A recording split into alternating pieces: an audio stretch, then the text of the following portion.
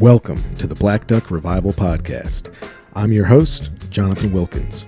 I'm excited to have you join me as I speak with a fascinating collection of folks, all of whom have in common that they've made a way for themselves by finding an intersection between thoughtful consideration and the tactile work of getting their hands dirty. This is an examination of intention, capability, and craft. It's where philosophy meets the blue-collar work ethic and where I find real value.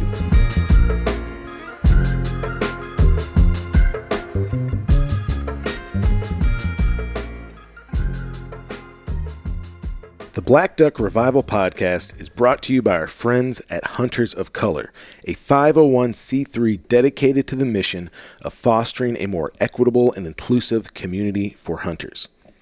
Go over to the website huntersofcolor.org and take a look at all the resources they have there.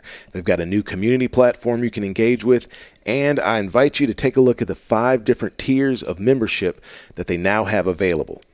By becoming a Hunters of Color member, you join a community of individuals passionate about hunting, conservation, and promoting the message that the outdoors are for everyone.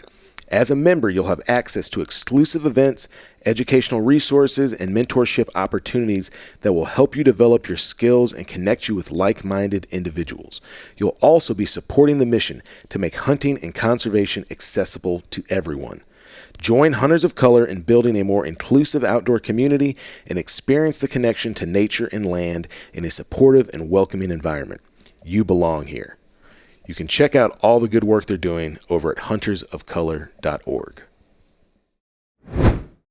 Man, it has been a minute, but welcome back to the Black Duck Revival Podcast. Man, real talk, what happened? Dude, I came back from Turkey Bebop, and just literally and figuratively, my house was out of order.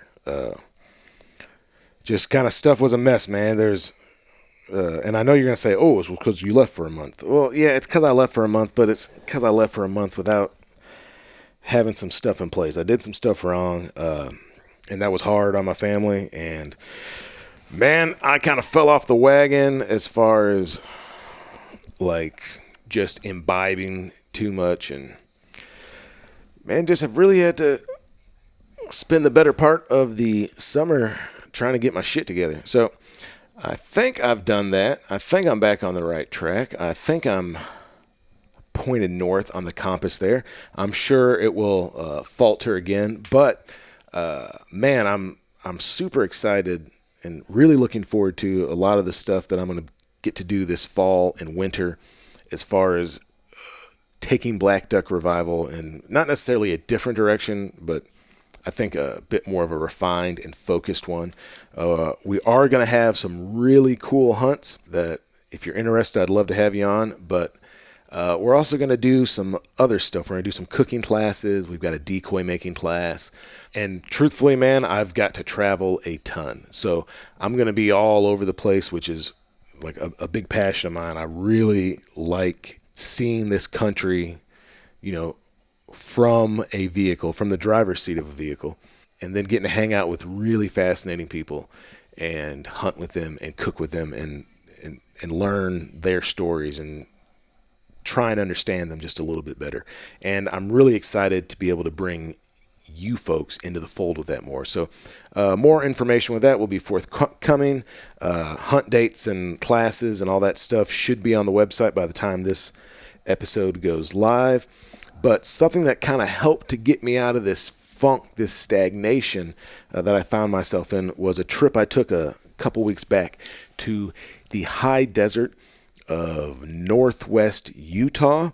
I went up for a PR event for Sitka. Basically, they had a bunch of folks from magazines and stuff, and they were showing them new gear, and they brought some of the ambassadors out to, you know, get some content and the like, you know, business stuff. While there, I was able to prepare a veritable feast, shall we say, for about 30 people there. We, there was like a bunch of stuff. They had a bunch of stuff in the freezers, and they really wanted to highlight this kind of field-to-table lifestyle. So we had some alligator, and I think they really wanted to get that out of the freezer because I don't think they knew what to do with it. So we did some buttermilk soaked and then fried alligator bites, did a little remoulade sauce to dip that in as an appetizer, paired that with this cool chelada thing. It was like I just blended up a bunch of spicy peppers with salt, did a spicy rim on these cups, and then a little bit of hot sauce, a little bit of lime zest, squirt of lime juice, and Modelo, I believe. Yeah, just good Mexican beer. And that was like a nice, tasty kind of start the meal deal. And then we did a spread. We had alligator etouffee. We made a big pile of pronghorn tamales. We did a bunch of elk hot links, just a spiced sausage with a ton of paprika and garlic, and then smoked them and then crisped them up on the grill. And I think we had something else. What else did we have? Oh yeah, man, we did this salad, and I wanted it to be a little bit more wild green heavy, but I was out there digging around in the creeks and stuff on this property, and found the stuff that I knew, which was a ton of dandelions. So we did I minced up, or rather julienned a bunch of leaves off those dandelions, mixed it into the salad, and then did this kind of ginger dressing, very akin to if you ever go get sushi and you have that ginger salad. It's basically like a play on that. But man, real good meal, real interesting people. One of which was Beau Martonik, who is a professional bow hunter, content creator, freelance outdoor writer. He's making films. He's the host of a very popular podcast called East Meets West. And the deal on that is that this is a guy who grew up in a hunting family, different background than me. Grew up in a hunting family, started hunting when he was very young. His father had a lifetime of experience. His grandfather had a lifetime of experience. I think in the area that they're from in Pennsylvania, they're known as a family of really skilled and proficient hunters. And he's been able to take that information, that starting point, and then apply a bit of wanderlust to it. And now he spends a bunch of time coming out west to take that specific knowledge from the Eastern style hunting of whitetails and apply that to hunting different species of deer and different species of ungulates across the Western United States. And he's built a really cool platform for himself. He's really placed himself as an expert in this field. And man, he's a super nice guy, really friendly, top-notch mustache. We talk about that on the podcast a little bit. But we decided, you get to these things, you get to these events, or you go on a hunt, and like everybody and their mother has a podcast, obviously, right? And so sometimes it can get a bit oppressive because you get into a space and say maybe there's 5 people, all of which would be awesome podcast guests. But you can't turn the event into this revolving door of like sending people to your hotel room so you can interview them for an hour and a half. There's really not a way to do that and have it be what I want it to be, because you got to get to know some folks. You got to spend a few days with them at least. You got to have some shared experience and just kind of get the flavor of who they are before you can delve into the stuff that I'm most interested in. So these guys all stayed and went to the Total Archery Challenge there in Salt Lake. I had to skedaddle back to Little Rock and get back to work here on some stuff. But before I left that morning, we were able to sit outside, found some shade because it did get hot there. And we did our podcast, did a swap cast. So you might have heard this before with Ben O'Brien from the Woodside podcast, but we did a swap cast, which means that we recorded the podcast together. Beau filmed it for his platform. He'll put it out on YouTube and have some cuts and stuff on Instagram. But for my purposes, we're just going to release this podcast as, the normal type that I do here, which is audio, long form. Beau actually asked me lots of questions in this podcast, but man, I hadn't recorded one in probably like 7 weeks, 8 weeks, something like that. So it was really nice to get back in the swing of things, remind me why I like doing this so much, and really kind of help get me enthused as we move from, towards the end of the summer here. And it's almost August. Here in a month and a half, it'll be time to start chasing black bears here in Arkansas with bows, and then all sorts of traveling around chasing birds in different places. I do feel like I'm going to spend more time than I have in the past few years, which has been essentially none, chasing whitetails here in Arkansas. And man, just trying to really do this in a way that works as far as like the experiences that I'm looking for, but also has me at home where I need to be. I mean, I got 3 kids, I've got a wife, I got a house to take care of. I'm going to try and stay away from the 28 days on the road, consecutive days on the road if I can. But folks, I really appreciate you sticking with me. I appreciate you being interested in the podcast, and I'm so excited to introduce you to a new friend of mine, Beau Martonik. Enjoy.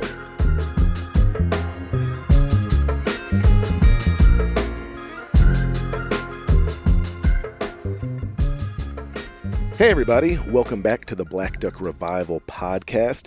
This week in tandem with East Meets West podcast, I'm in Western Utah, and I'm joined by Beau Martonik. He's joined by me, Jonathan Wilkins, and this is a swapcast. Yeah, I'm excited, Jonathan. It was funny. I was talking to you. I was like, I'd love to get you on the podcast, and you were like, well, I want to get you on mine. So we're like, well, let's just do kind of a swap cast and do kind of a joint thing and just have a good conversation, because it's been fun to get to know you over the last few days and just, I don't know, kind of BS and learn each other's lives a little bit. Sure. And it helps so much versus like doing these podcasts over a computer with someone you never met. It's a little bit more difficult, and getting to meet you and just kind of learn a little bit about you has been pretty cool.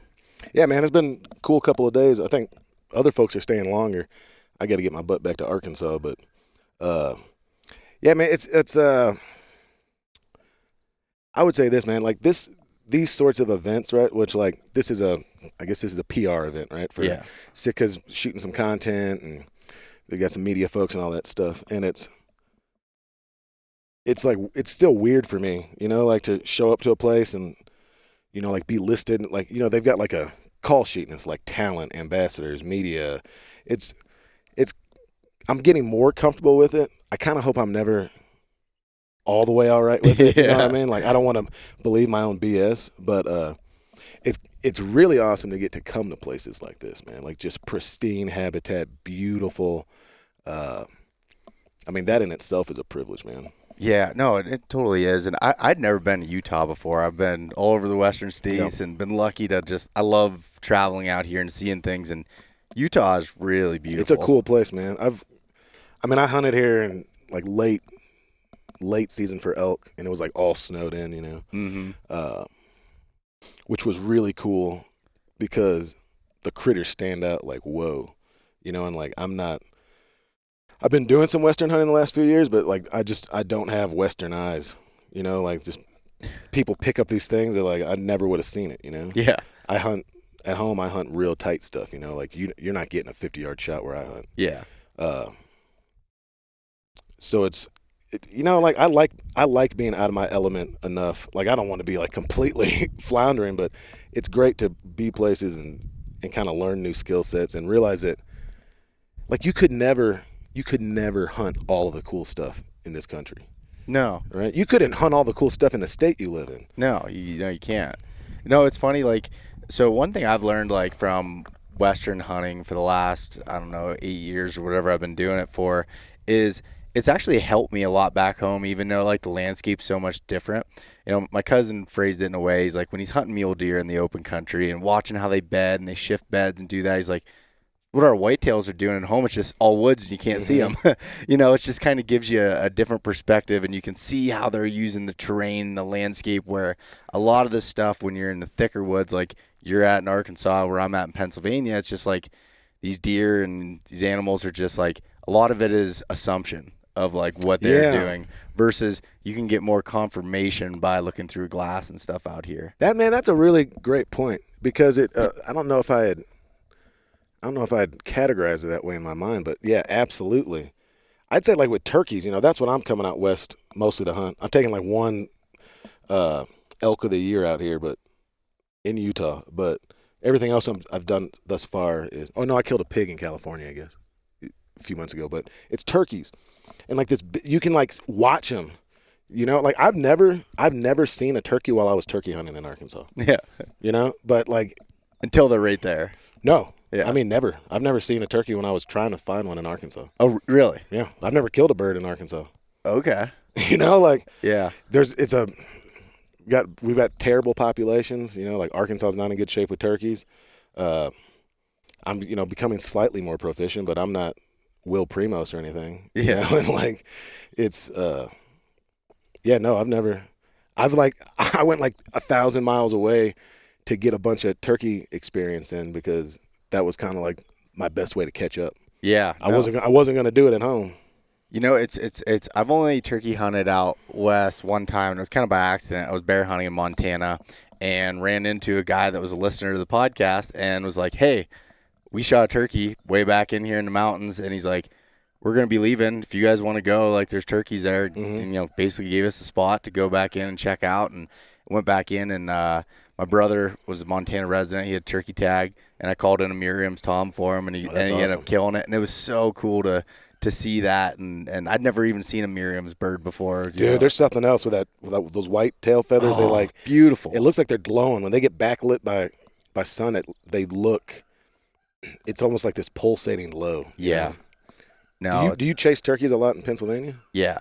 Yeah. That's kind of like a sleeper state for turkeys, but like y'all get a bunch of them, right? It depends on the part of the state. So like where I'm at, it's low densities of turkeys. They used to be when I was a kid, they were everywhere. Yeah. And now it's I'd say it's on, at least in the areas that I hunt, it's on the upswing again. Like this year was really good, seeing a bunch of birds and being around. But it's just like in just where I hunt, there's no ag land, there's no anything. It's just Appalachian mountains and woods. So it's like, when you hear them, but it's just like there's not, you don't see it that many. Like they're not coming out in the fields or doing anything like that. So it's tough hunting. And the last few years I haven't shot a turkey. Up until then, I'd usually shot a turkey every year. Mm-hmm. But it is like there's parts of the state though that are loaded with them too, and then there's other parts that just are probably worse than where I'm at. So it's just kind of a mixture. Like we were talking last night about like, densities and areas and how it's just like it fluctuates so much. Well, you've seen that there's this meme thing floating around on Instagram or whatever, and it's like, if you want to catch a lot of fish, you should go to a place with a lot of fish. And that's like, honestly, that's the most true thing I've found about hunting. Skill set absolutely matters. Woodsmanship matters. Proficiency with your weapon matters. Best thing to do is go someplace where there's a lot of opportunity. It's like it's like the same thing of like, all right, if your goal is to shoot a 170-inch whitetail, mm-hmm. probably shouldn't pick Pennsylvania. Is it possible? Yeah. But I'd probably go to an area that has higher density if that's what your goal is. Yeah. To be able to to do that, and it's, you kind of got to be honest with yourself on some of those things and what you can make happen. Well, and we were talking about it too, man. It's like anyone who doesn't say that, the idea of luck, is when, you heard that people say like luck is when preparation meets opportunity, right? Like you can do a lot to prepare for when you get lucky. But I mean, I've never, and I know people do this, you might be doing this. I've never hunted a specific buck. I've killed some deer that I was like stoked about and I thought they were real cool, man. But I've never tried to pattern one specific buck and target them.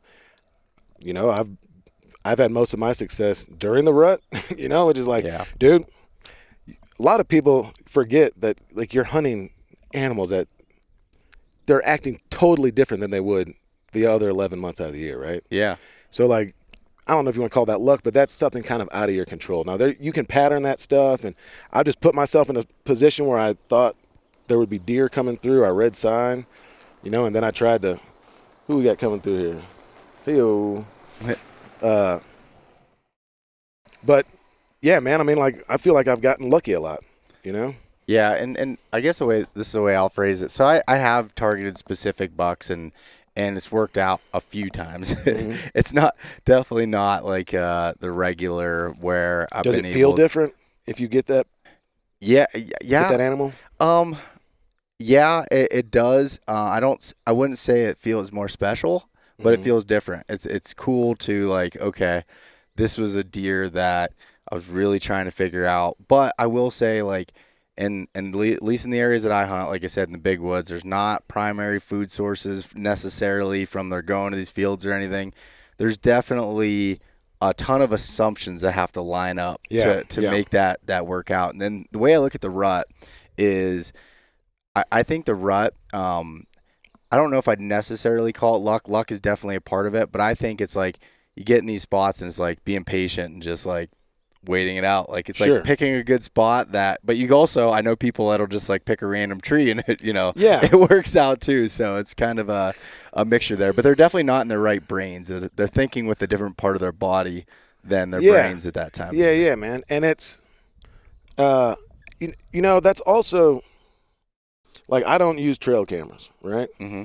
And it's because, still when I'm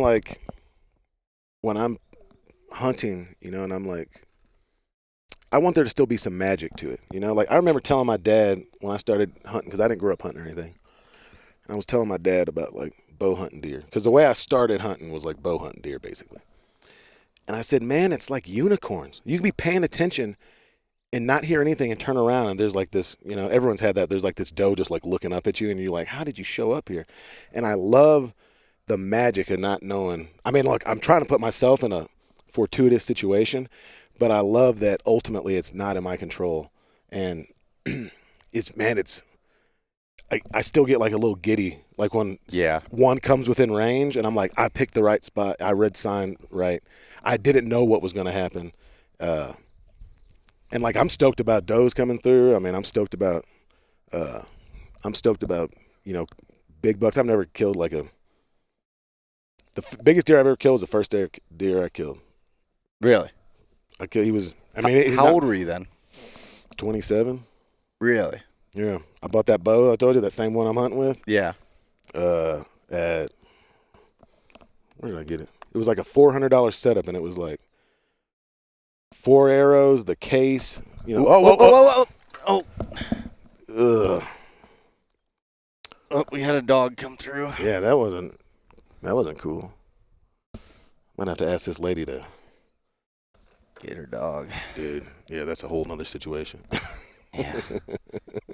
All right. How's it sound still? Sounds fine to me. Is it still running? Yeah, that's cool. All right. We just roll the punches. Yep. What were we talking about? You're talking about your first. Oh, buck. yeah. But yeah, man, it was like just like a $400 setup. I got the bow, the Plano case. It had a whisker biscuit, like a 5-pin sight, and like some ammos that had some camouflage pattern, which I quickly realized was a bad way to recover your arrows. Yes, yeah, I went down that route before too. But yeah, no, I got him. I had that bow for like 2 weeks, and I got that deer, and was super stoked about it. And I've been able to take some other deer with that same bow, and you're still using that bow today, right? Mm-hmm. I got made fun of when I was turkey hunting. My buddy Jay Byer was taking pictures for Sitka, and he saw me. He's like, "Dude, that's an old bow." I was like, "What are you talking about, man?" And it's I shoot it with. I've got 2 pins on it. I did take the whisker biscuit off like 3 years ago and put a drop away on it. Yeah. I shoot Sportsman's Warehouse. It's like sold these 400 grain. It was like $35 for 400 grain 12-pack of arrows. And I'm just like, I've been shooting that the whole time, man. Like cut them down at home and refletch them. And just simple. Dude, super simple. I killed that first deer with a Rage, but I've been shooting Montex, which I like a lot. And they work for turkeys, like 100 grain Montex. They work for turkeys. I've killed a couple bear with them. I'm not really like a gearhead dude.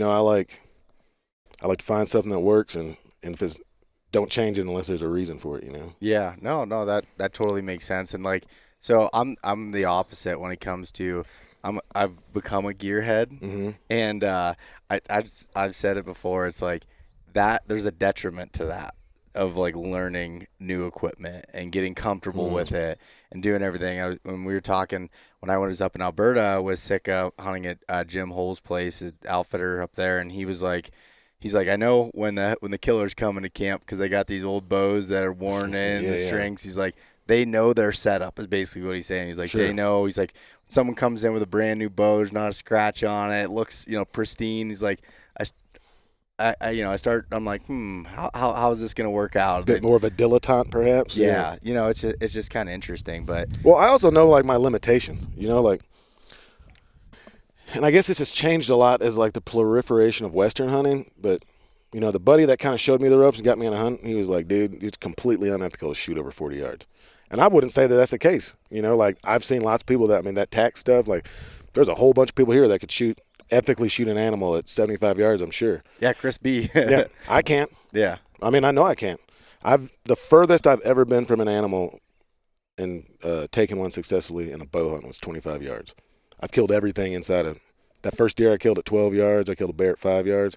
Like my skill set is being able to be close to them. It's not in shooting. Yeah. And so, and like there was like kind of a minute where I was like, man, I really need to be able to shoot 80 yards. And I was like, no, I don't. I'm never going to do that. Yeah. I see why it would be important for somebody else, but like I'd rather. That's also part of the experience that I like. Like I like being right there, getting close. Yeah, no, it's fun. Like with my whitetail setups, I try so hard to like get my setups are set up so I can shoot within 20 yards. Like that's my goal, is to have a 15-yard shot. I really don't want any closer than that. That's about like a sweet spot. Get any closer, kind of gets tough too. But to do that, when you get an animal at that range, it's like just that alone is like you won. Like you were able to be in there and be kind of undetected. Besides that damn doe that just seems to. Yeah. No, those. Well, you know what it is. A lot of people say it's like that's the part of the game that I like, and I don't look personally. I'm not participating in hunting as like a sport. I don't think it's a sport.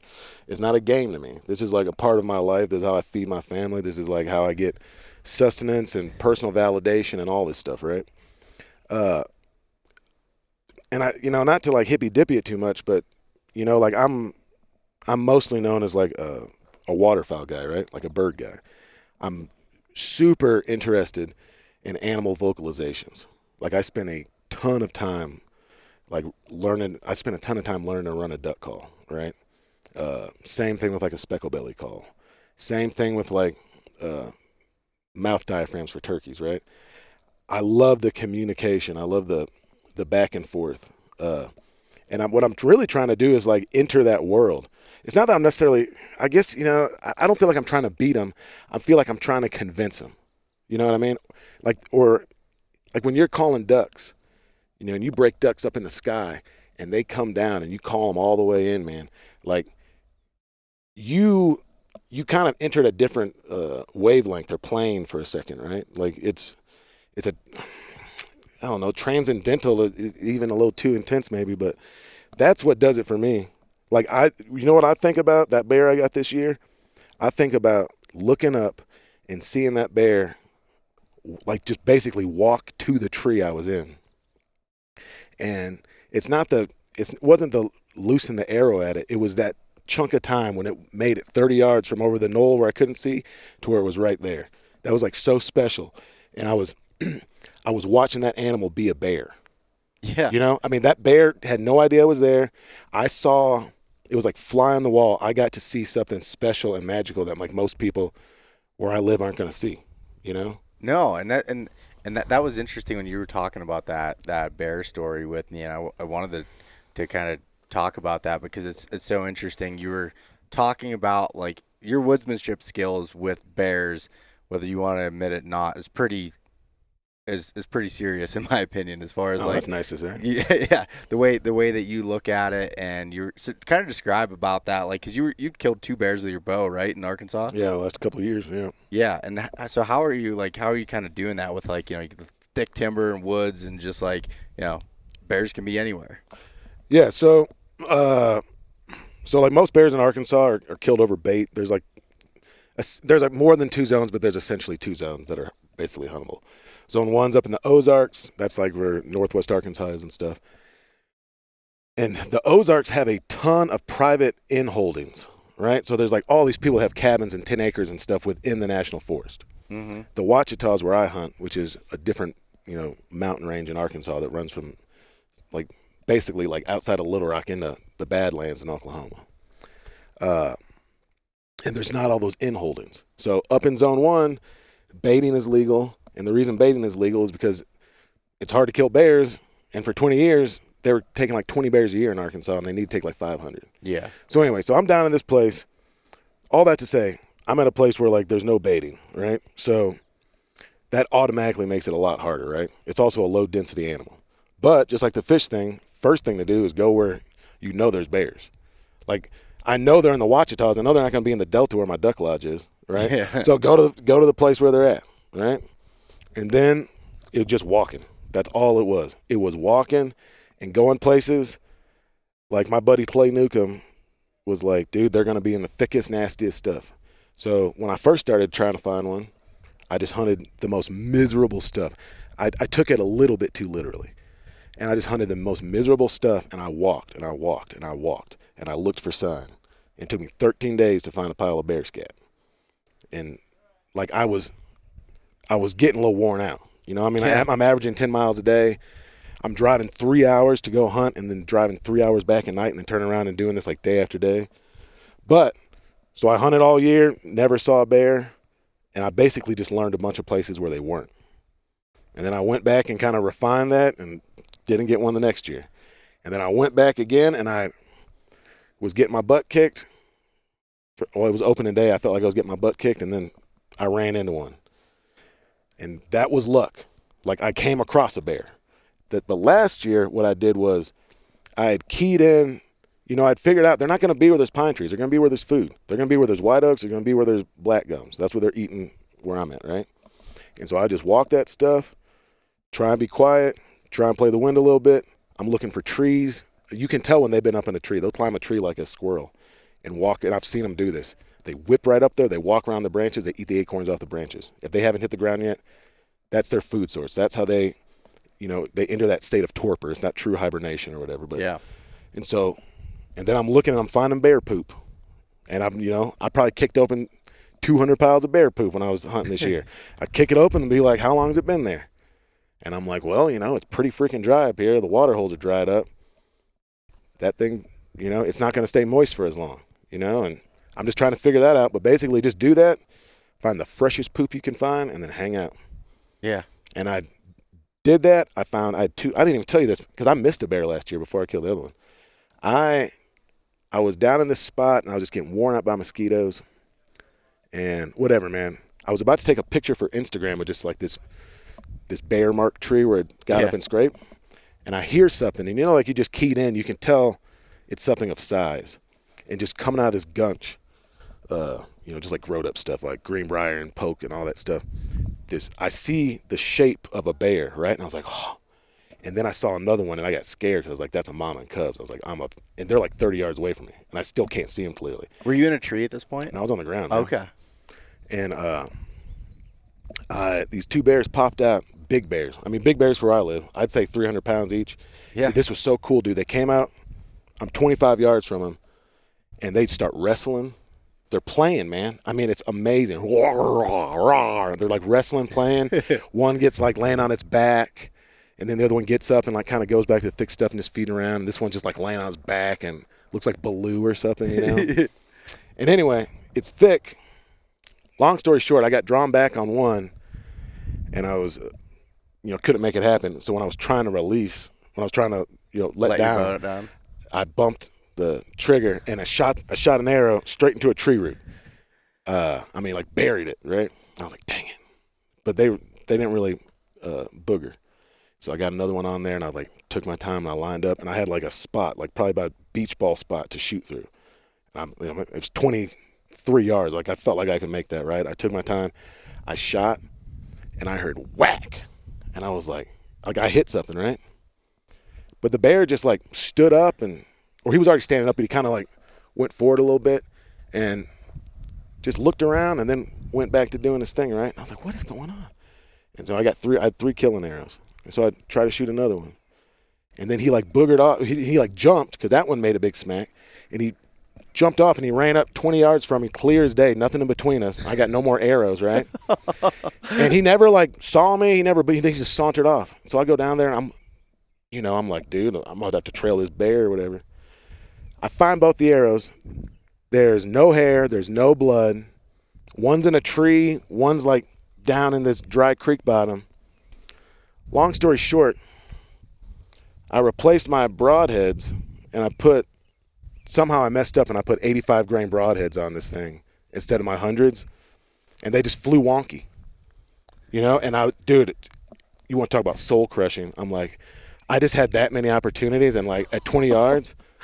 But so what I did was I sat there for like an hour, snuck out of there, came back a day and a half later in the afternoon, went up a tree. I was like, dude, I got to get up above this gunch.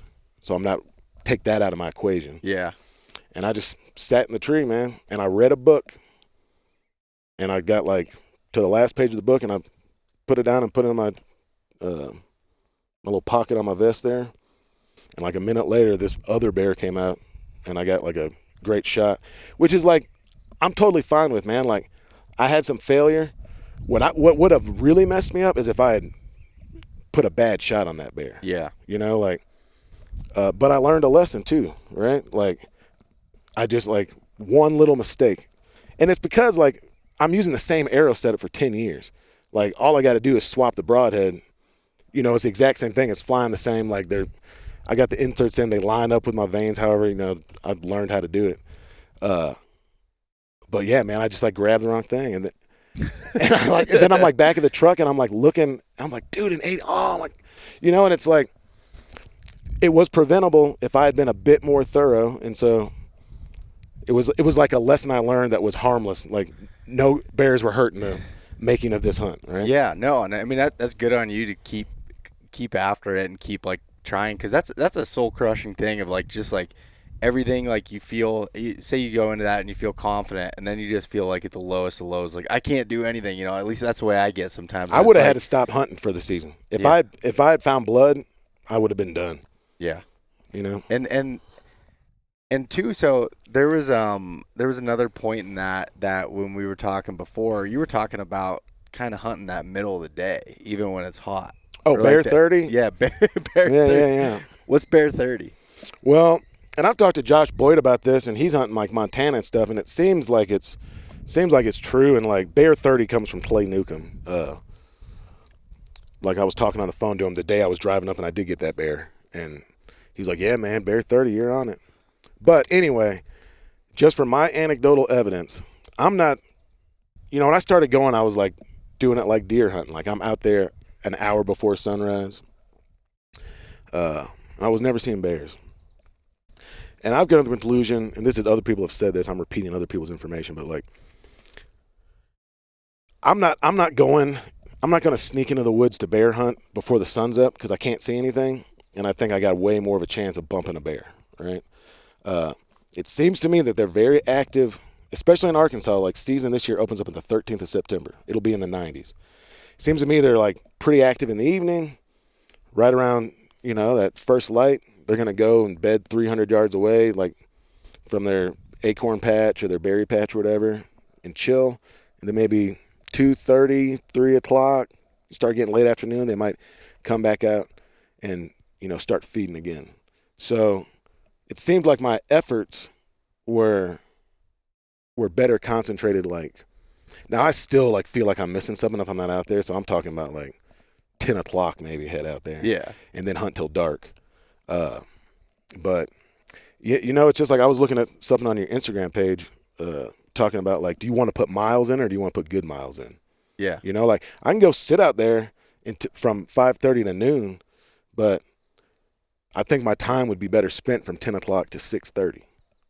No, that's exactly right. And I've talked to, a ton of successful whitetail hunters and stuff. And it's like, yeah, just what you said, like the good, putting in the good miles and focused effort versus, like there was a guy that I just had on last week on the podcast. He was talking about hunting these thermal hub systems. And he's like, if you go into the spot too early, your thermals are blowing up in. If that buck's bedded up there, you're going to blow him out. He's like, it sounds ridiculous, but there's really only an hour out of that day where you have a chance of killing him because of the wind, as far as, blowing up to him, waiting. Those thermals drop, the sun goes down and starts swooping down. That's when you go in to make the kill. And it's like, for me, I've always had trouble with that because it feels like you're wasting time or you're being lazy or anything. But it's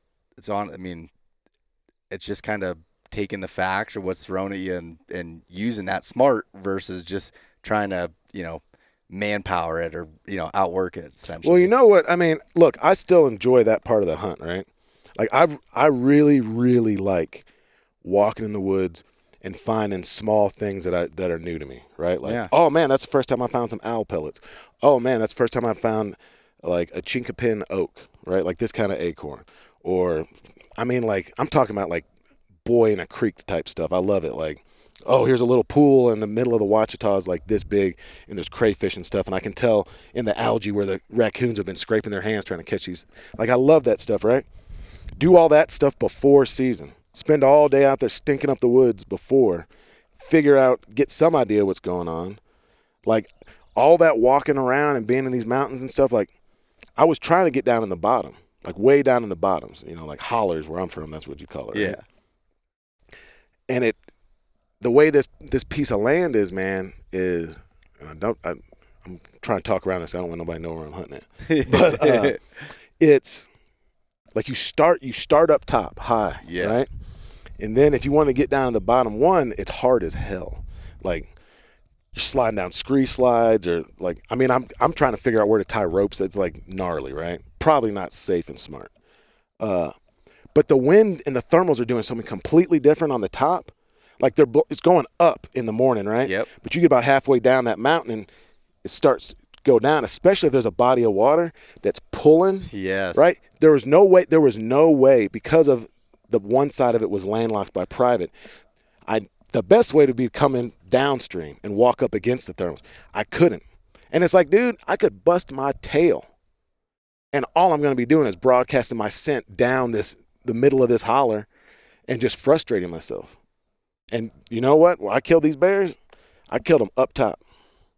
Like, because I can't beat a bear's nose. No, you can't. And you just made such a good point, too, of like, and you being in there early is what made you learn as far as what the thermals and stuff are doing. Yeah. Because you could go to another area 5 miles down the road that looks similar, but maybe the body of water isn't as big, or maybe there's not as much shade down lower, and maybe still you have an upward thermal lower down, but it's all dependent on that specific area. You know what I mean? Yeah. Like, it's all so specific, and we run into that a lot with access. Like, you can map out perfect access relatively easy by just using some common sense with wind and thermals, but it's not always possible. Yeah. Especially, you have access on top, or maybe you just have access in the bottom, whatever it is, or there's private land or what. And there's a spot, I'm hunting in West Virginia, it's like that. It's like, I found the spot that I think I could kill a buck. It's just like, just a real steep draw coming up and just a little flat spot that's there, and it's real steep again. It's like, these deer are walking right there. Yeah. It's perfect. But, to come in on it, I can't come in from the bottom because it's private down there. Yeah. And it's like, how am I going to get in there without alerting all these deer as I come up over, especially in the morning? I really can't hunt in the morning because all the thermals are going to be dropping down and just like broadcasting my scent down through. And it's just, that's the reality of it. Dude, my plan, until I found all that sign up top, and like that's where I saw, like, I think it was last year, I saw like 6 bears in 3 days, which is like, before that, I had seen 1 bear and I killed it. You know what I mean? Like, it was a lot of bears for me.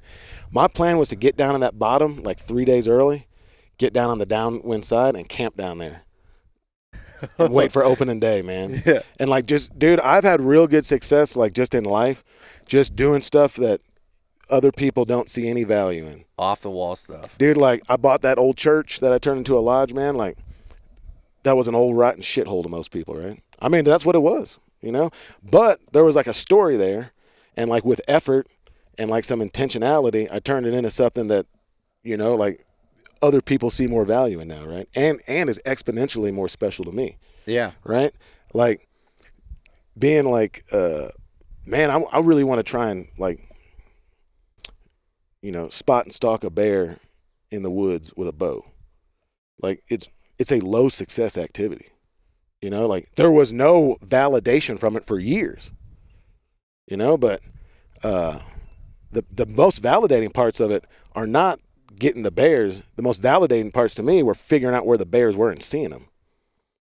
And I mean everyone's doing stuff for different reasons, but like that's what I'm looking for. That's like part of the experience that I want for it. Yeah, and I'm glad you said that. So there was a couple years ago, I went to New York and I hadn't hunted there before at all. First time into a spot, just killed a deer in Pennsylvania. I was like, I'm gonna go to New York and just have fun with it. I said, Yeah. I'm not gonna have any goals as far as size or age of deer or anything. Like my goal is to kill a buck there, and I wanted to do it by just like scouting, finding them, and hunting essentially. And Yeah. I worked up and I was finding just hunter sign everywhere. And I was like, there's tree stands all over. And, I was like, all right, I got up to the top and the thermal started coming up. And I'm like, I'm just going to work these benches around and try to find a feed tree that's dropping. It was a little bit, middle of October. And I started coming down and all of a sudden I caught movement and I glass and there's a small buck just sitting When there. you say a feed tree, are you hunting acorns? That's what I was looking for was acorns. That specific spot, there was actually not any. I don't remember. I'm not trying to remember the details if it was acorns or beech nuts, but something was dropping there, and I saw the deer. He's feeding in there, and I was like, if I can get. I mean, he was a small young deer, and I was like, if I can get within 40 yards of this deer, then I'm gonna shoot him. And I just kept sliding in and just checking the wind and moving in and using the the big oaks that were around to kind of block me. I remember getting to this spot. I got to like 45 yards of him and I look and he's he caught my movement or something and I just stopped. So my dad always told me, he's like, when a deer's looking at you, take your hand, the back of your hand, and just go like this. Oh, like it's a tail flick? It's a tail flick.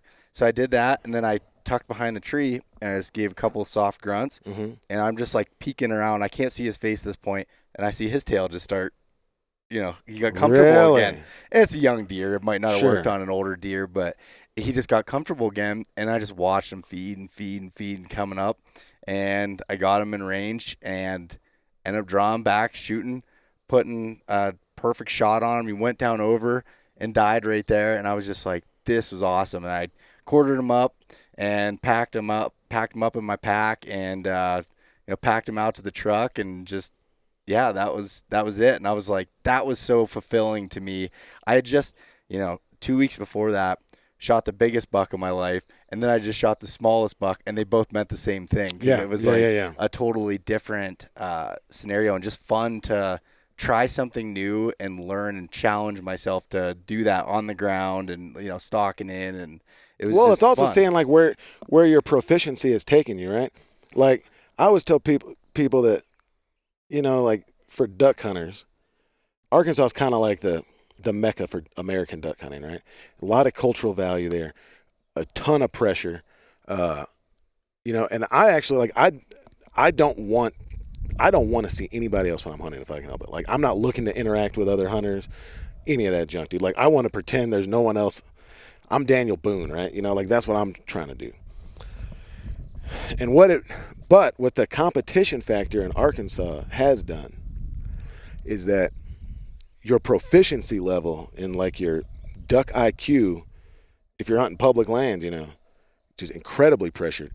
You've got to get it to a point to where when you then take that someplace else, like I mean, a mediocre public land duck hunter in Arkansas is way better than like a badass in a lot of other places. It's just because, I mean, like calling is so important, and there's a lot of social cachet in Arkansas with duck calling too, right? But I've been shocked. Like I went to California, this like super, it was like this super fancy duck lodge. Used to be owned by the guy that owned the Oakland A's, and now California Waterfowl has it. I mean, and there's ducks everywhere, and there's like people shooting ducks, but they're past shooting ducks. Like there's wads of ducks flying by, and they shoot them, right? And I was like I want to work ducks, Yeah. I want to break ducks, turn them, and get them to drop down. And I was like, dude, you can just sit out here and shoot ducks? Like, I mean, I've passed shot a few birds in Arkansas, man, but like those birds are wily.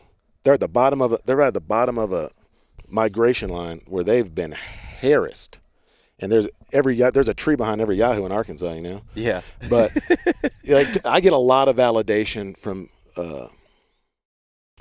I don't get validation from like size of an animal or the amount of the animal. I get validation from getting in there with them and feeling like I'm operating with them on their turf. Yeah, no, that totally makes sense. And you were mentioning earlier about like how you don't use trail cameras or anything, and like in my home state of Pennsylvania, I use trail cameras a lot, and I love data, and I love trying to figure out that and try to find trends and understand that.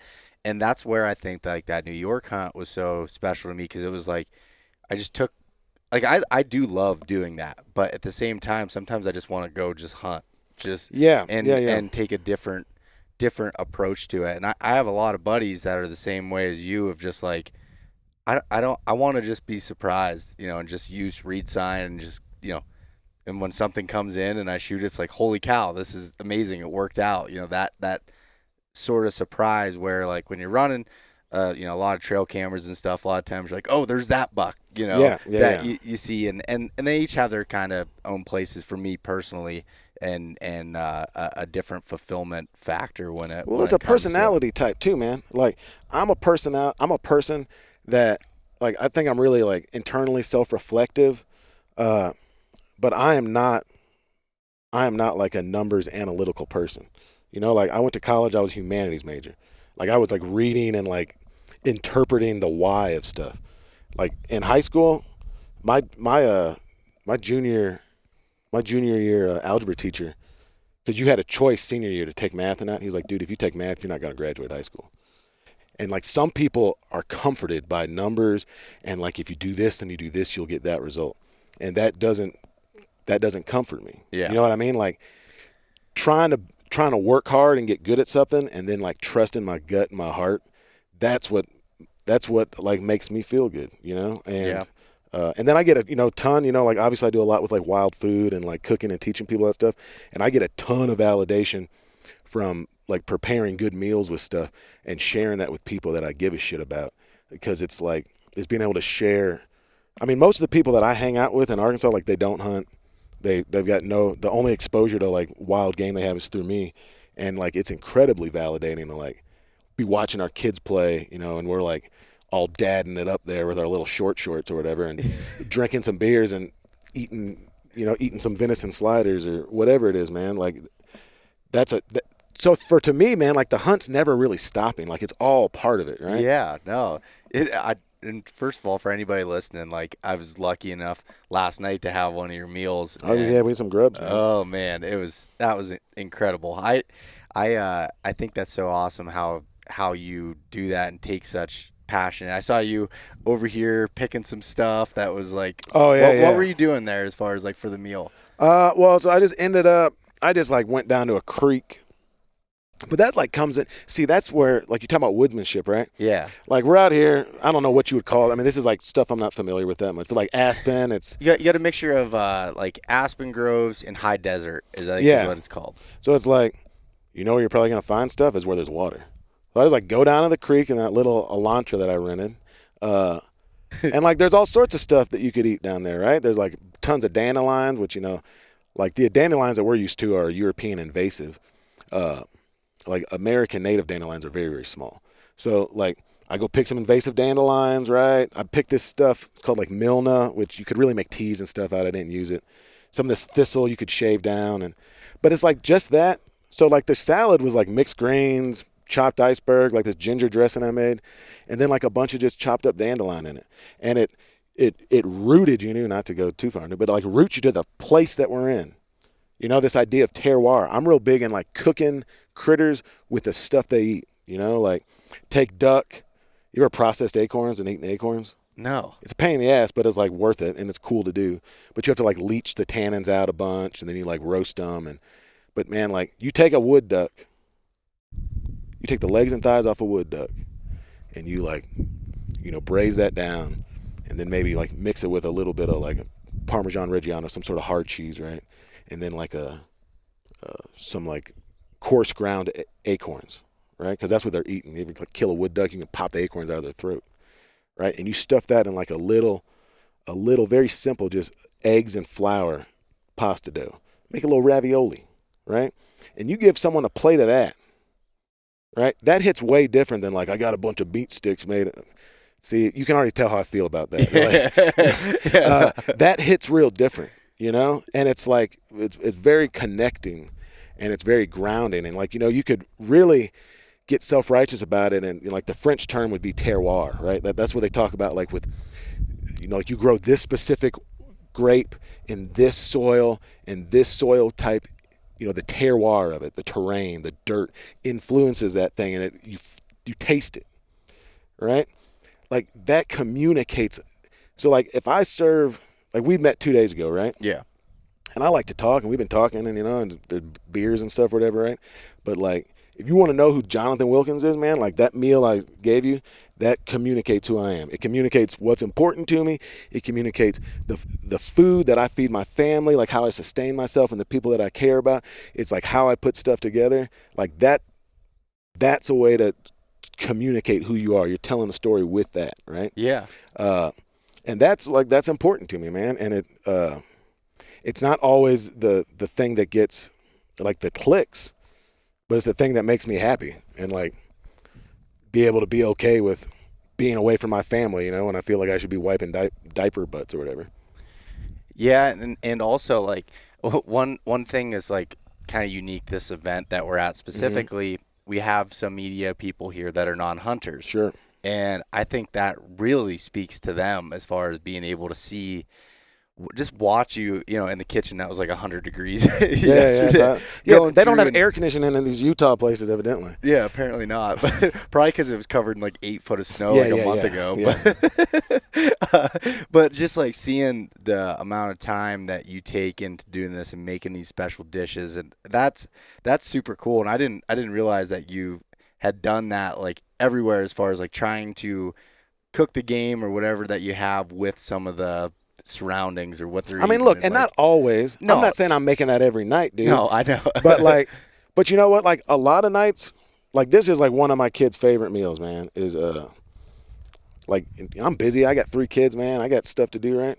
Like I'll spend 10 minutes in the morning, like I'll sear off a bear roast. Their favorite thing to eat at the house is bear and like speckle bellies, right? So like sear off a bear roast, throw in a crock pot with some stuff, just crock pot it, like Midwest mom it. Now I step it up a little bit because like I don't buy chicken stock. Like I roast the bones. Like I got sandhill crane stock and duck stock and bear stock and elk stock, like all that stuff in my house. So I just pour jars of that in there, and then I come home and like real talk. Anyone who's listening to this, let me look at it. Dude, I've worked in restaurants. I've had restaurants. I've cooked professionally. Dude, crock pot bear roast, canned green beans, Bob Evans mashed potatoes from the cold aisle at the grocery store. That's like a 10-minute meal. Feeds my whole family. They love it. And I get to sit there and be so stoked that I'm watching my 4-year-old or my 3-year-old just mow down on a bear. Yeah. Or like every Christmas they're sitting there just eating speckle belly goose legs. And dude, that's serious. So that stuff makes me so happy. It's like being able to share what's like. Maybe you played baseball and you like get to see your kid hit a home run, man. That's like me getting to see that every night. And so it doesn't have to be complicated. There ain't anyone who's like these wild game cooks and everything is like a production, they ain't got kids. They ain't got a family. They don't know what it's like to like get puked on at 3 a.m. and still have to like get your kids ready and go to work and stuff. And like my kids eat a lot of whitetail spaghetti, Yeah. They eat a lot of like. That's one of my favorites. Dude, there's nothing wrong with it. It's way more honest than going to Walmart and getting ground chuck. My kids eat a lot of like duck breasts. My 6-year-old had a birthday party. We just went up to the park, had her friends, and I had like bear carnitas and wild boar carnitas and like ducks, and I just had like a taco bar, and I dressed it up, all this accoutrement stuff. But dude, those little kids were playing on a slide a half mile from my house, eating bear tacos and just having a great time, Yeah. And dude, I felt like a G. Yeah. Like I felt like a straight G, man. I'm like, yeah, that's what. Ben O'Brien is a buddy of mine. and we were talking. Our kids are like all kind of the same age, and I was like, yeah, my kid asked for duck tacos for her birthday, and it was like a flex. Yeah. You know? And he was like, dude, you got a cool kid. Yeah. Can I ask you a question since you've been interviewing me this whole time? Yeah. Okay, so like what I'm real interested in is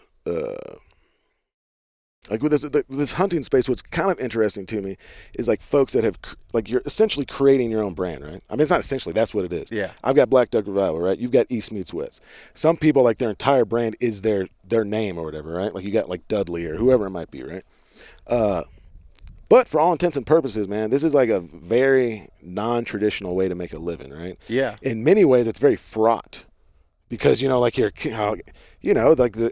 it's from the outside, it seems like, oh, you get a bunch of free gear, man. And it's like, dude, you're like constantly having to figure out how to get sponsorships for this, like, whatever. Yeah. Right? So, and you said, how old did you say you were? I'm 31. 31, right? Prime of your life, man. How, when you decided to do this, like, not at the level you're at now, but when you decided to do this, right? When you're like, I'm not going to have a 9 to 5. I'm going to try and make this work, right? Yeah. Even if you, I mean, like, to me, that stuff is exciting and also, like, wholly terrifying, right? Like, I had a kid, I had a wife, I had a mortgage. I was like a firefighter. And I was like, dude, that's not serving me. I mean, the kid and the wife did. But the other thing, that's not serving me. Like, I got to do what makes me happy. Like, and what I like to do is, like, work with my hands. I like swinging a hammer. But I don't want to build your project. I want to build my own stuff. Yeah. I like doing that. I like going to junkyards and having treasure hunts and finding shit. I like cooking meals. I like, straight up, man, I like drinking beer. Like, I have really come around to champagne.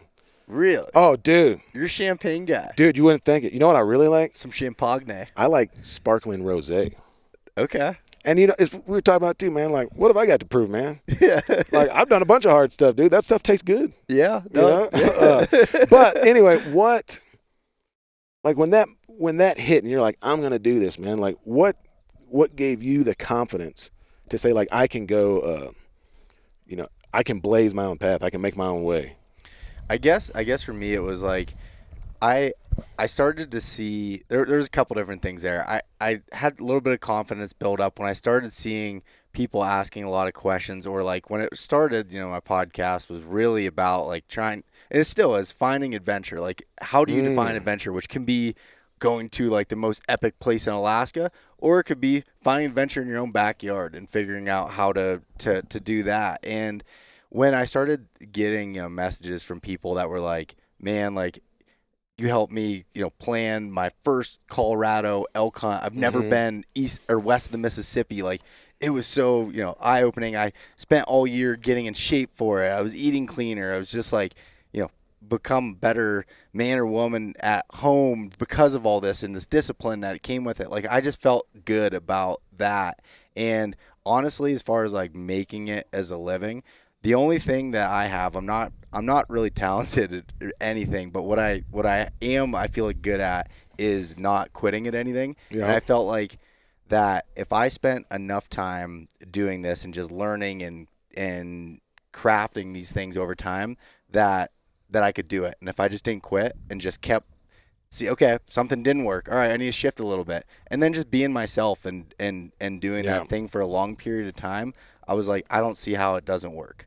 And it wasn't, and that's not me saying like, oh, I think I'm the best in the world at anything. It's not the case at all. It was just like, if I put effort into it. Now, I was in a little bit different situation. Not married, didn't have kids. So it was a less risk that came with it. But I had, I went to college. I had a really good job. What were you doing before? I was environmental health and safety manager for a manufacturing facility. Oh, man. So I dealt with air permits and water quality and safety OSHA? training and OSHA and all that different stuff.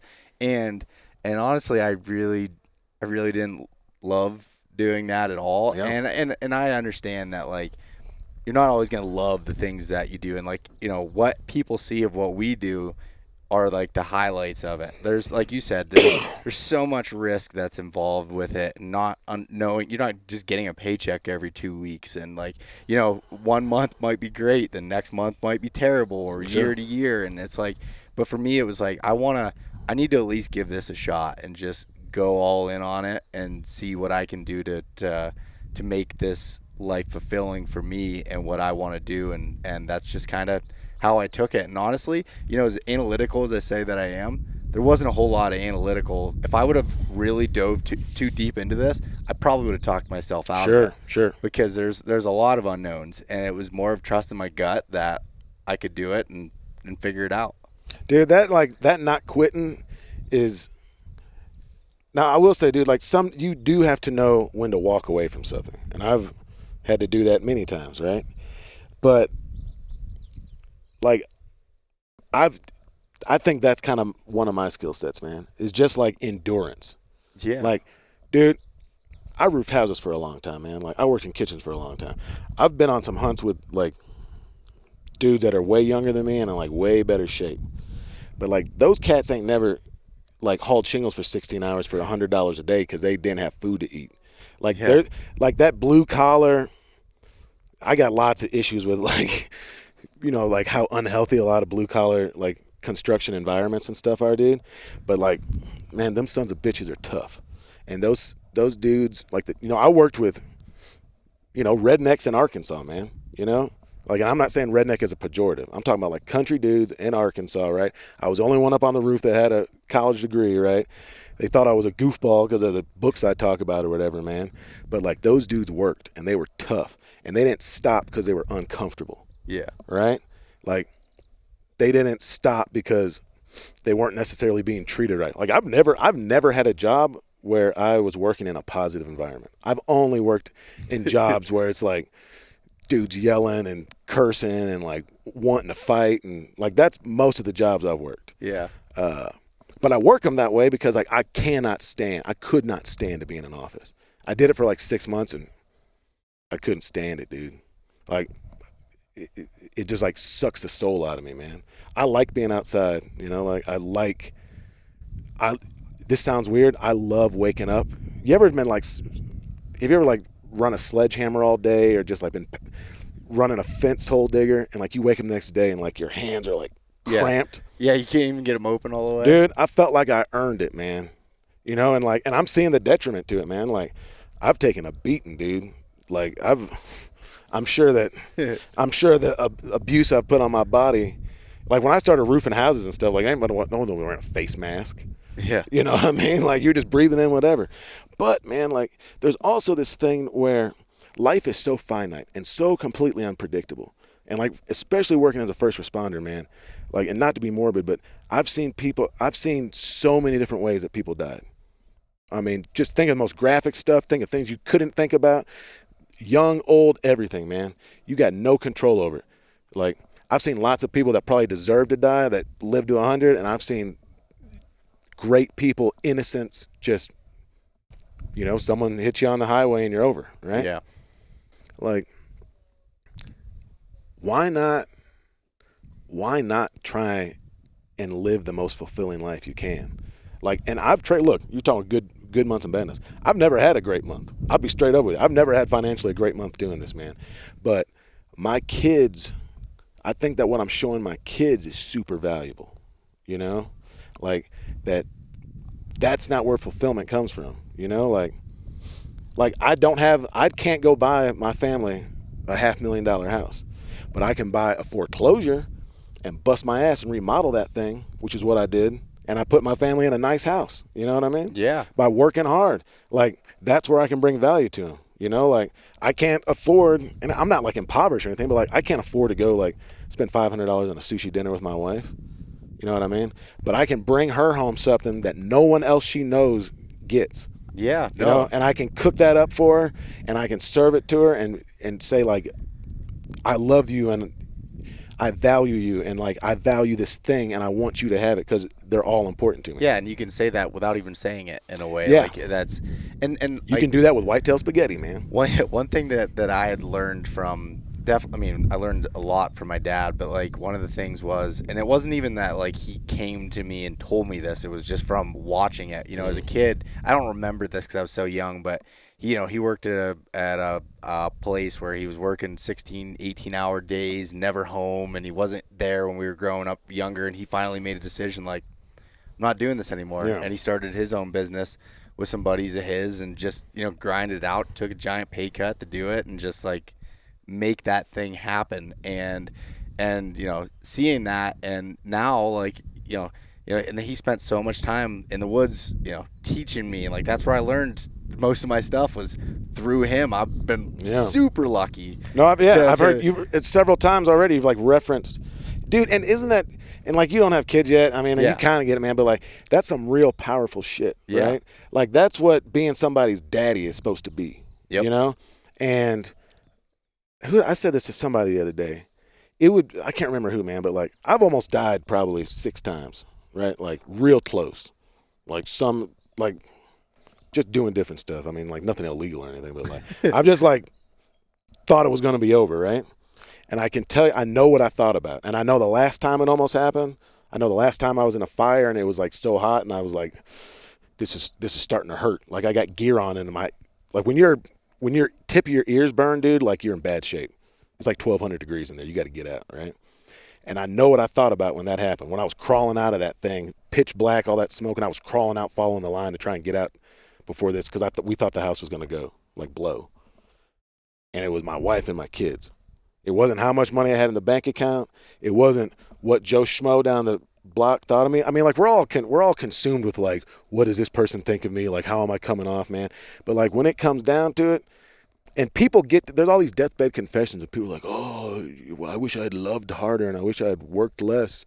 It's like, how about you don't wait till you're 80 to come to that realization, and you do it on the front end, man? Because I also haven't met, as long as you got your basics covered, like you have shelter, food, clothes, like it's nice to be able to do a little something extra. But I've never seen someone grow up and be mad at their parents about that. I've seen people never get over the fact that their parents weren't with them, that their parents didn't spend time with them, that they weren't involved in the stuff that was important to their mom and dad, right? Yeah. And like, dude, I want my kids around me, man. Like, I doubt that they'll go find an old church and turn it into a lodge and then drive around in a van chasing turkeys. But I want them around me, and I want them to feel capable in whatever they're doing. I mean, and like, let's be real, man. Like, I exist in a space where I like stick out. Like, there ain't no duck hunters with afros. You know what I mean? Like, but I'm not going to let somebody tell me that I can't do this thing that I love, And I don't, like, I got 2 little girls. I don't want them telling them. My daughter said something about baseball is for boys. And I like got in her face. And I was like, you listen here. You want to play baseball, you're playing baseball.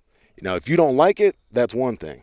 But don't you ever tell me that you can't do that, Yeah. Like, you might do it and not be good at it, but, like, you want to do that, you do it. And there's a ton you're going to learn from messing up.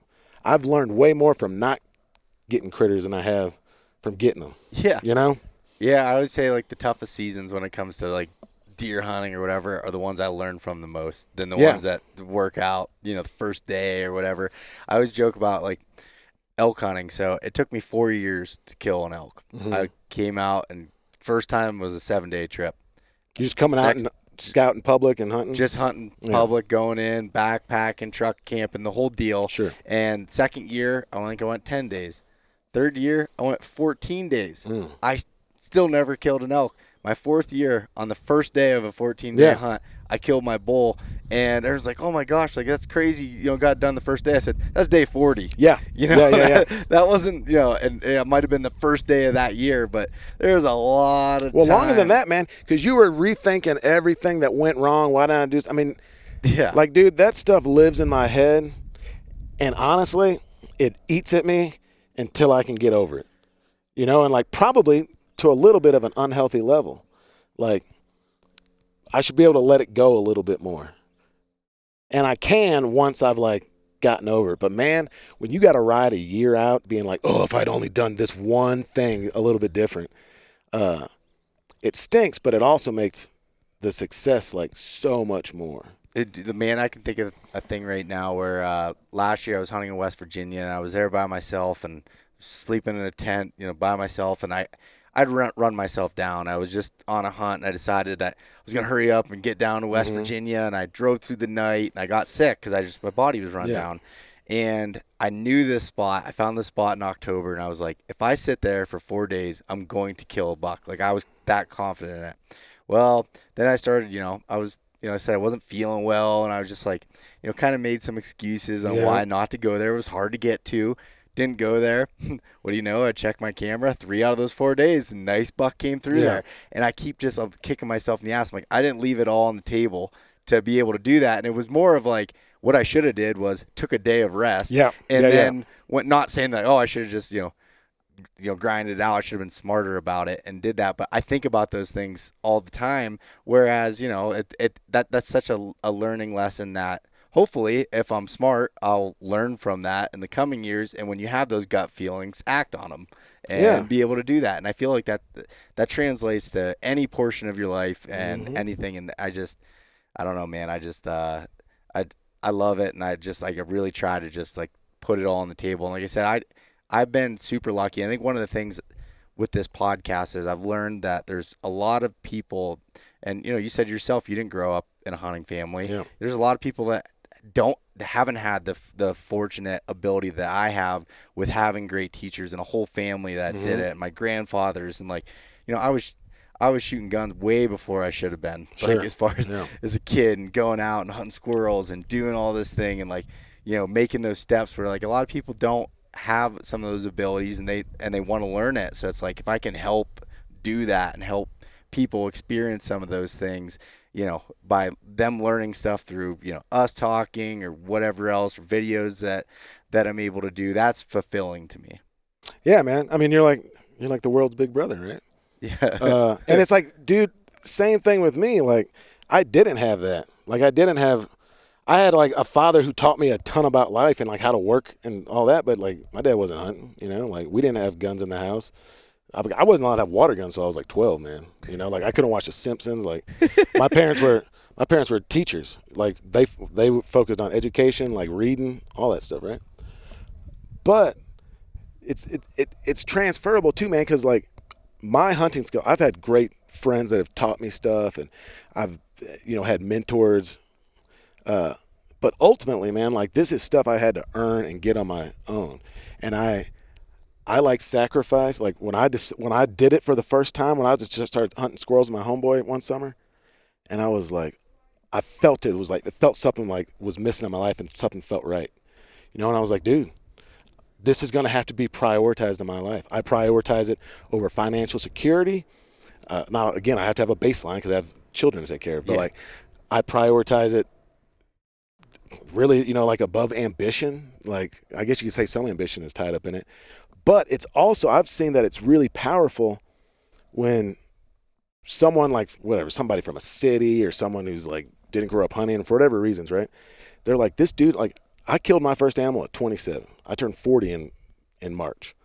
You know what I mean? Like I went hard, man. Like I hadn't even been hunting for 10 years and I built a duck lodge, right? Like I wanted it and it mattered to me and I put a bunch of effort into it and I got to a level of proficiency to where like now people, like, dude, I like led some panel in Arkansas, this duck dinner, and it's like me and like Jimbo Ronquist, and like if you don't hunt ducks, you don't know, man. But it'd be like you had never hunted until you were 27, right? Yep. And then you're hanging out with it's like I don't know, Randy Newberg and Will Primos and old Chuck Adams, or Chuck like Adams. old Chuck Adams. You got a Chuck Adams mustache, dog. Yeah, but you know what I mean. Hey, look in the mirror. But that's really validating too, because it shows that effort and wanting to, I think, can get you past a lack of experience, and to some degrees too. Like I didn't have to unlearn, like. Maybe my grandpa would have just been like a dirtbag bad hunter, And that's what I learned for 15 years. And then I'd have to unlearn that. Yeah. You know, like I kind of got to cherry pick who I was taking information he's just from. shooting deer out of the truck windows. Oh, dude, Yeah. there's all sorts. I mean, that really happens. No, You it know what I definitely mean? does. Or shit, especially in the South. You know, like these old outlaws, like, man, I ain't paying the government to fish. You know? That's not just a Southern thing, believe me. Oh yeah. No, it's all. We kind of like the South, kind of like glorifies outlaws, though. Yeah. You know, like it's, and there's many reasons for it, but yeah, dude. And then like seeing people that that aren't experienced get encouragement from that. And, you know, that's like a lot of the hunts I run, I get like new folks come through and like working with them and watching them like have that success. And like, dude, you just help them get to something that can never be taken away from them. You know what I mean? And maybe not the skill set, but the experience, man. You know, like I've had people that I've had quite a few people, it's their first bird they've ever killed. You know, it's like a person and their kid comes and they hunt with their kid and their kid gets their first bird. And then they sit out there and they pluck birds with their kids and like we roast hearts over the fire. And like, you can see this kid is like feeling empowered and like, oh man, I can do some stuff. And like, just because I'm uncomfortable and it's cold and rainy, like doesn't mean I don't just leave this for somebody else. I started this. I have a responsibility. Dude, it's so validating. It feels great, dude. And it's, you know, so what I guess that means that it's largely a narcissistic enterprise, right? Like you could say that's all for somebody else, but like I like the way it makes me feel. Yeah. And I justify it that I'm helping somebody, but that's a good way. If I was helping somebody and it made me feel bad, I probably wouldn't do it. Yeah. You know? Yeah. No, I totally understand that. What totally unrelated question, man. What's up with you and this mustache? How long are you gonna rock it for? So I don't know. I mean, it might be a lifelong thing. I've had it. I haven't shaved it since 2018. Since the day I started the podcast, I've had it. I used to just have it during the rut, and I call it the rut stash. Sure. And I made shirts on it and everything like that. It was just like my thing. I just joked about it. And I had this mustache, and I went to Total Archery Challenge. That was the first place I set up a booth and recorded my first podcast. And my buddy Rob, who works for Total Archery Challenge, was like, I was telling him about this idea I had for a podcast, but I was scared to do it. And he's like, let me get you hooked up with a booth space, and you're going to do it. I'm like, Rob, that's in 3 weeks. He's like, figure it out. Yeah. And anyway, so I went there, and I had this mustache, and Prime Archery was there, and at the time I wasn't working with them. I just worked for a bow shop on the side, and they were like, we want some like real consumers that are using our bows to give testimonies. And I did this thing, and it was in a commercial. Well, I started the podcast, and I had interviewed a guy, and I was like, Tim Burnett, solo hunter, and he was like, Tim's like, you know what's weird? He's like, I get a bunch of messages. He's like, for some reason, like your picture popped up, and I'm like, I've seen this guy before. Well, I was in his commercial for his TV show. Oh yeah. And he's like a big brand guy. He's like, dude, you can't get rid of that thing. He's like, that's recognizable. That's your trademark now? He's like, and that's not the only reason why I keep it. I can't grow a beard, so that's why it's kind of like. Sure. My grandfather has a big mustache, and it's just like, I don't know. I just kind of kept it. So I haven't decided if I'll continue for a lifetime with it, but as of right now, I don't see it going anywhere. There you go, man. Yeah. I like it, dude. I've been seeing a lot of mullets and stashes lately. This is the first time in my life I've ever just had a mustache. Oh, really? Mm-hmm. Now, I've had like big, like biker foos Fu before. Manchu type stuff? Yeah, like grow my beard. I mean, it would just be like, because I normally have a beard, and it would just be like me shave my cheeks and then cut the middle out of my mustache. Yeah. But, you know, dude, my kids wanted me to grow my hair out. They liked it. I was like, I'll grow my hair up for a while. It's kind of becoming annoying again. Yeah. And then I was like, man, I've never had a mustache. Let me see what's up. My mom also was like really against it, so I did it to irritate her a bit. I've always kept my hair. Well, not I shouldn't say always. I usually keep my hair short, and I would like just grow it out during hunting season because I just more so lazy to book a hair appointment. And but I've just kind of grown it out for the last year, and I just got it trimmed last week, but it was a whole year since I even had it trimmed, from having it completely like shaved to just letting it grow. No trimming, nothing. It was just, I didn't cut my hair for 10 years. Like, I grew I had like three big giant dreadlocks. Did you really? Until I was like 28. Yeah, I think 28, man. And it just like practicality just got on my nerves, man. But yeah, I don't know. I think I'm I think I've done my mustache. I think I'm gonna let my beard grow back. Oh yeah. Yeah, man. You don't want to be associated with me. I get it. No, I mean I look like unemployed Neil deGrasse Tyson right now. You know what I mean? Like, just get that beard back, man. That beard also like covers up that little jug. So, I just let it come back. It'll be all right. Yeah. I've irritated my mom and my wife enough. Yeah, that's really funny. These jokers look like they're trying to go shed hunt, man. Yeah, they think they are. Not without you, huh? No. We probably should wrap up. I got to do another video event. I'm sure you got some stuff planned here, and then you got to get out of here today, don't you? Yeah, man. I'm going to go eat sushi in Salt Lake City with Jay Beyer and get my butt back to Arkansas by noon tomorrow. $500 sushi dinner? No, listen. Beyer's been spearfishing with Justin Lead in Hawaii, and he's making sushi. Oh. I'm not going for no. Yeah, I'm going to Beyer's house to use his shower. You know, like. I've slept in his house a bunch. I've slept in my van outside his house a bunch, man. Like, Beyer's house is like the place you go to like, hang out. Mm. His wife's real cool, man. Real tough, cool lady, dude. Sweetheart. You know, his kid's awesome. It's just really any excuse I get to hang out with that dude, man. Like, he's the one who got me in with Sitka, man. Like, he took me on my only elk hunt, dude. Like, I love that guy, and I want to hang out with him. I mean, really. Yeah, no, that's awesome. And eat his sushi. Let's get to the root cause of this. Yeah. I went. Dude, he's a good guy, but he turned me on to sushi, man. All the cooking I've done, I was like, dude, this raw fish stuff, dog. And he like turned me on to it. And I was like, oh man, this is. It's all it is it's a matter of ingredients. Yep. If you're getting really excellent stuff, I can tell you, I'm not going to eat catfish ceviche in Little Rock. You know, but I know you got this fish with like one of the best spear fishermen in the world, and it was treated really well, and you're going to prepare it simply and like let it be what it is. Like, I'll do that all day long, man. Heck yeah, that's awesome. Well, for anyone that's listening to my podcast and doesn't know who you are, give some how people can find you. It's just Black Duck Revival. There's like a couple YouTube things. There's like a meat eater thing. If you just look at Black Duck Revival on Google, and then same thing on Instagram or the website, and there's like recipes on there. There's by the time this comes out, I'll have my hunt school dates announced. We're doing some stuff in Texas, hunting on Johnny Ringo's old ranch. You know Johnny Ringo from Tombstone? Yeah. Yeah, man. Don't you have the guts to play for blood? I guess he built this ranch, and so we're doing some like hunt schools there, and but I don't know, just Black Duck Revival, you'll find me. Awesome, man. Well, and then what about you? Okay, well, my stuff's just East Meets West. East Meets West Hunt is the podcast, and Instagram, East Meets West Outdoors, website, YouTube, or my name, Beau Martonik. You search either of those, you'll find all my stuff there. So, dude, what's the etymology of Martonik? So that is Czechoslovakian. Dude. What? That's awesome, man. Yeah. I'm fascinated by that stuff. And I was like, that's some Eastern European stuff right there. Yeah. That's exactly right. So. Sweet, dude. Yeah. I'm just finding it interesting. I just wanted to know, man. Your name's not Smith, so I wanted to know. Yeah. Well, shit, man. Hey, I appreciate it. It's cool to get to hang with you, bud. Yeah, man. It was great having this conversation. Appreciate it, buddy. Yeah, for sure. And everybody, thanks for listening. Until next time.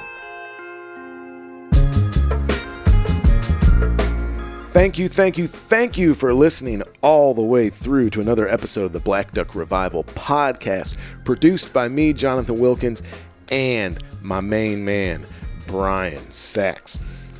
I was actually talking to Sachs a couple weeks ago, I guess, when I was driving on the road, and we were talking about how I found, I think it's like the first solo record I ever recorded.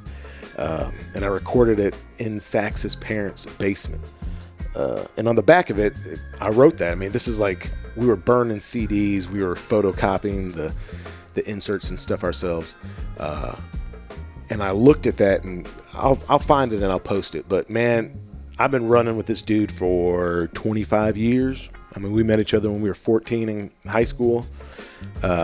Played in bands, from the end of high school through college, recorded a bunch of stuff, traveled around the country playing shows, just love the dude. So anyway, I don't know why, I just felt the need to say that. It's good to have people in your life that are consistently good and Brian Sachs, aka Dizzle, is definitely one of those people.